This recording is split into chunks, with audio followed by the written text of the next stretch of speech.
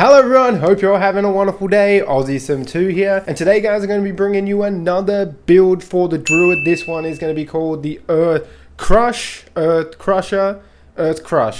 think Earth Crush does sound better. Now this is a very solid build with very high damage output because we are able to score crits 100% of the time with Landslide. So this build is definitely not optimized at all, by the way guys. I just had a few legendary aspects. It's the last day of the beta. I thought might as well just try it out. I got 2 months before I can try it out again. Now let's move on to the pros and cons of this build. Now obviously the pros for this build is that we can do amazing single target damage, which is why this build works insanely well with bosses. I wish I could have tried it out more because I was actually stunned at how well it actually works. Now it does have average survivability. I wasn't really sure if I should put this one here, but it does have decent survivability with Earthen Bulwark and Bloodhowl. Now we do have very good CC with this build as well in terms of AoE and Landslide. Every fourth hit does immobilize all the enemies it hit. Very nice. Now there's some cons to go over with this build, unfortunately. Now just like the bear build I did, the Earth Shaker build, this build is slow. Casting Storm Strike is a bit slow.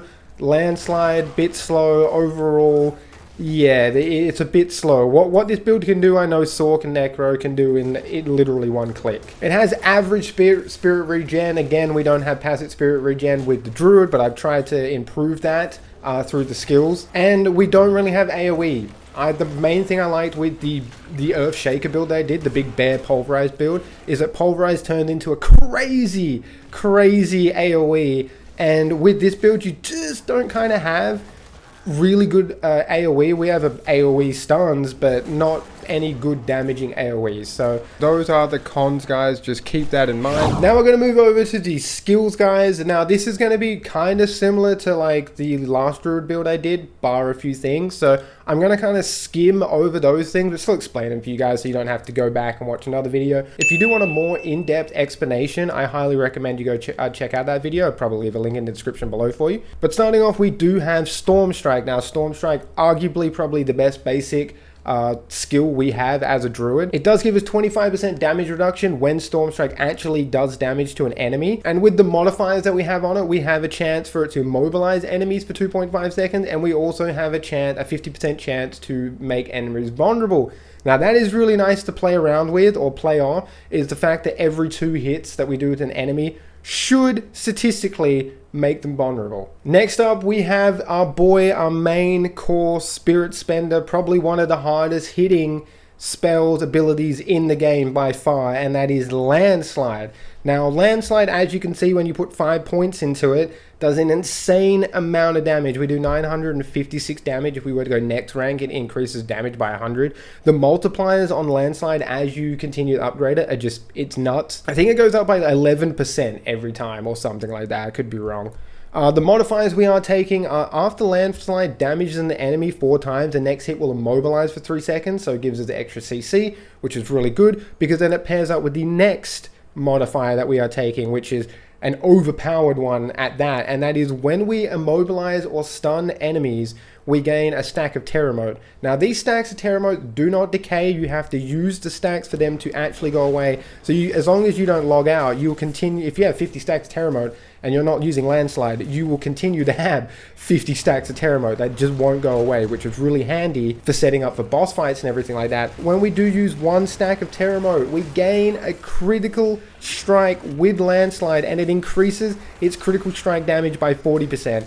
And this is the main reason why this build hits so hard, and you kind of want to play off more critical strike damage. We are putting 1 point into Heart of the Wild so we can get to the next tier, and that is Wild Impulses. And we're just going to dump 3 points into that because we want that 30% increased damage, and the 15% more spirit cost for your core skills isn't really that bad for Landslide, considering Landslide is one of the cheapest resource spenders we have for Druid, so it only goes up to 34, which isn't really that much different from 30, its original spend. Now moving on over to the defensives, we are taking Earthen Bulwark. I mentioned this in my other Druid build. Earthen Bulwark is arguably one of the best defensive abilities the Druid has available to it. We are also taking the modifiers that when we use Earthen Bulwark, it makes us unstoppable, so we can break out of CC. and it also fortifies our base life, so we get an extra 10% damage reduction, which goes really nice with Storm Strike, so we kind of have like 35% damage reduction. Now moving on over to the next defensive, arguably my new favorite skill for Druid, because we have no passive spirit regen, is Bloodhowl. Now the reason Bloodhowl is so good is because when you get all the modifiers for it, it does give you 20 spirit when you use it. Amazing. And the other good thing about Bloodhowl is it gives you 20% of your maximum life back instantly, so you're always using this on cooldown. Before you walk into a pack, you'll use Bloodhowl, get some spirit back if you need it.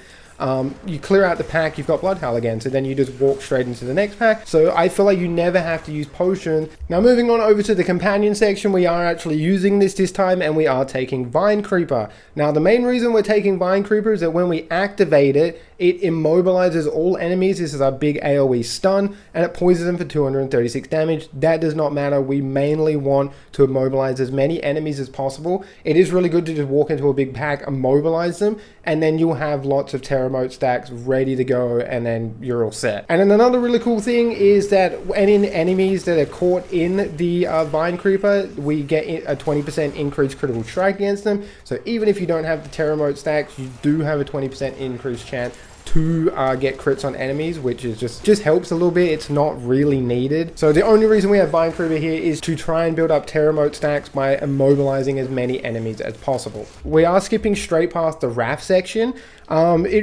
With this build, you can kind of just try out whatever you want. Like, this is just what I like because this is what I prefer. But you could really switch out like Vine Creeper, Bloodhowl, for whatever you want, Petrify even, but the main two things we need is Storm Strike and Landslide. Which then moves us on to the last section, our ultimate, and we are taking Petrify. Now Petrify is insanely strong with Landslide. I cannot emphasize this enough. Again, you don't need it. Landslide is super strong on its own, but getting 50% more critical strike damage to bosses for 7 seconds on a skill that you can get to critically strike all the time is friggin' nuts. It is nuts. And like I said, this build isn't optimized as well as it could be. You could get way more critical strike damage, way better aspects. There's a few aspects I'm missing, and I really think the damage potential with Landslide, it could be insane, especially with the Paragon board and stuff like that. It really could be insane. And then the other cool thing about Petrify, we couldn't take it. I couldn't get enough renown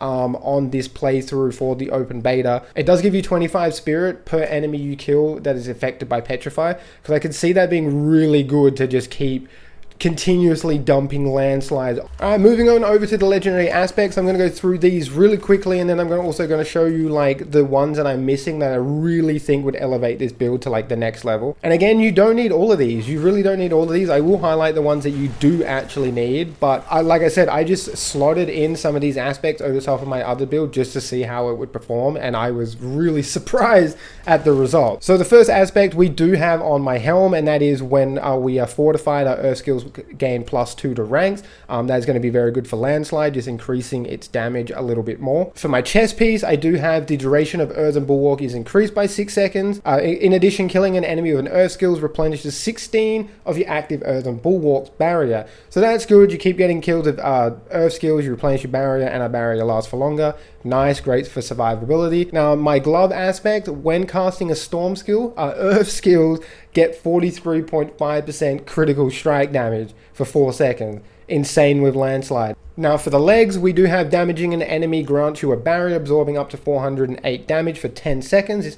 This is really, really good because we do have the aspect that lets us do increased damage while we have a barrier active. So with this and our Earthen Bulwark, we have 2 options of barriers to help us get that damage increase. So that is why we are taking this aspect on our legs. For the boot aspect, I do have damage from earth skills, slow enemies by 45% for 5 seconds. This one you don't really need. Again, I've just got here because I haven't got anything else. Now, one that you do need for this build if you want it to perform is Landslide's Earth Pillars. Each strike a second time and deal additional 14% bonus damage.